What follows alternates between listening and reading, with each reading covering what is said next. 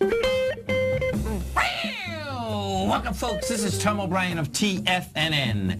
We're here 5 days a week. We're here 10 hours a day. We go 24 hours a day on the internet at TFNN.com. Always remember, folks, whatever you think about, you bring about. Whatever you focus on grows. Hope everyone's having a great day, safe day. It's a TGIF, folks.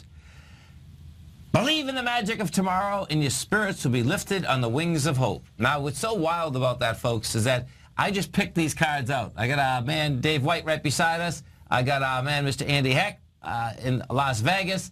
And it's pretty wild picking that card out today, September 11th, 14 years later, right? It is. Andy Heck, how you doing, brother? How are you, Tom? Hello, Dave. How Howdy. are you?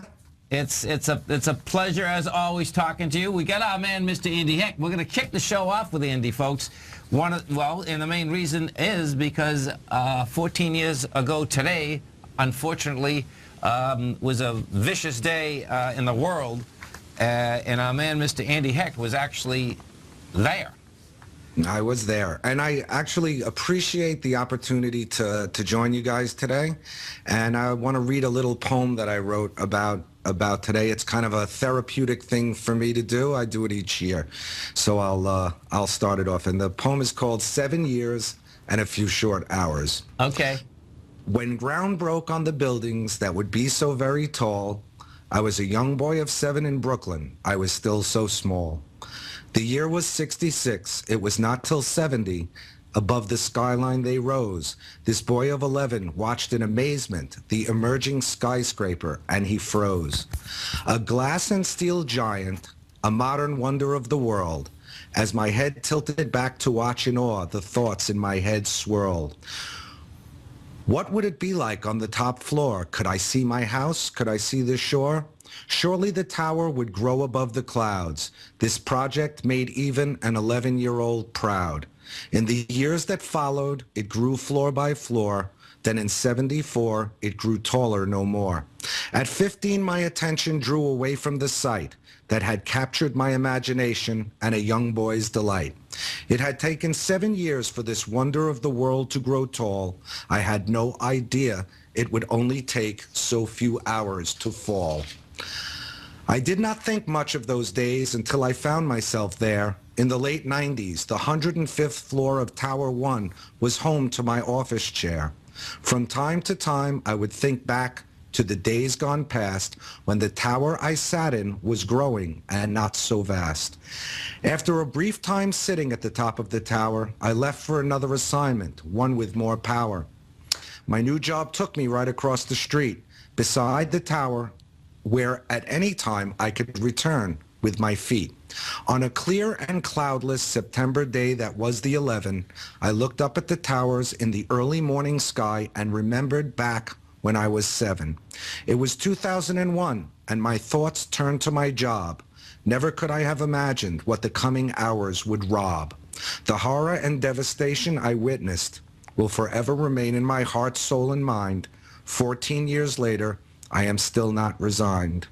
I was among the lucky, the blessed who survived. So many others had their lives stolen, their families forever deprived. We can never forget those who perished. Their souls we must always forever cherish. For the buildings themselves, those towers so high, they were a monument for a young boy that reached way up into the sky. As an eyewitness of the events of that day, it is still hard to comprehend the inhumanity and greatness of shame. Any innocence that remained was lost in a flash as the buildings imploded and came down with a crash. Those beautiful towers took 7 years to grow tall and only a few short hours to shatter, collapse, and fall. God bless all of those lost on September 11th, 2001. Amazing. That's beautiful, Andy. That's absolutely beautiful. You know, as someone in the den, you know, we have a trading room, folks, okay, and you know, we have a lot of folks that are in the business, have been in the business, and one of them was saying earlier that the largest tragedy is now, here it is, the worst day of my life is now New York's hottest tourist attraction. And when I saw that come across, that's actually pretty cool, because that's life reborn. Do you know what I mean? Yes, you know, it's terrible for what happened there, but it's kind of like I saw that and I says, well, I like that deal. That you know, bottom line, life reborn. It's a tough one, but it's real. It is. You know, I was thinking, was I watching the football game last night, what I was thinking about was, you know, it was a tough couple of weeks, and I remember going to the Giant game, like maybe a week or two after. Okay. And I think that the starkest memory of that time that really sticks with me was that there were so many empty seats at the Giant game that I noticed during the kickoff, and on all of those seats were flowers, and they were all seasons ticket holders who were lost. And that's really something heavy, that man. remains with me. Yeah, that's heavy. But we can never forget, and you know, look, so many firemen, cops, people minding their own business perished each day. We have to stay strong. We have to remember that this is the greatest country on earth, and you know, we have to keep their memories alive by being strong. No doubt.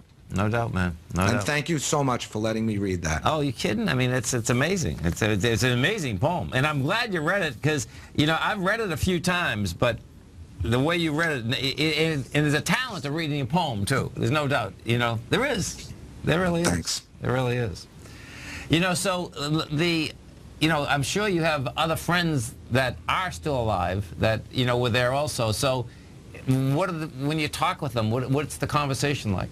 You know, a lot of people just want to kind of forget. A lot of people want to put it out of their minds, and I do most of the time. It's kind of, this day always rings true. A couple of things. I never turn on the television set. Yeah. I avoid, you know, and a lot of them do the same, you know, when there's these movies or these documentaries. We kind of avoid it because you know, I have glanced at them, and the memories, you know, are so much stronger than the pictorial, than the camera. So, you know, all of us, you know, there's a couple of people. I stood outside and watched the second plane after I got out. I watched the second plane fly into the South Tower, and I stood next to a guy who was an oil trader, a local on the New York Mercantile Exchange. Yes. And you know, I've seen him in years past, and he just looks at me. When he looks at me, he just shakes his head and gives me a hug. And I give him a hug. It's, you know, it's kind of it was like being at Pearl Harbor, I guess, for those, you know, who were present that day. It was a day that changed the world in many, many ways, and the world will never be the same. I look at it, you know, I was kind of naive before then, and I kind of woke up on that day to what's important in life. Family, friends, children. That's what's important. Well, listen, man, thank you so much. You know, prayers, white light to all those families, you know, because there's definitely a lot of families, a lot of kids without parents, a lot of brothers, sisters, mothers, fathers. And thank you so much, Andy. We really love you, man. Thanks so much. Have a good weekend. Okay. Love you guys, too. You stay right there, folks. We'll come right back.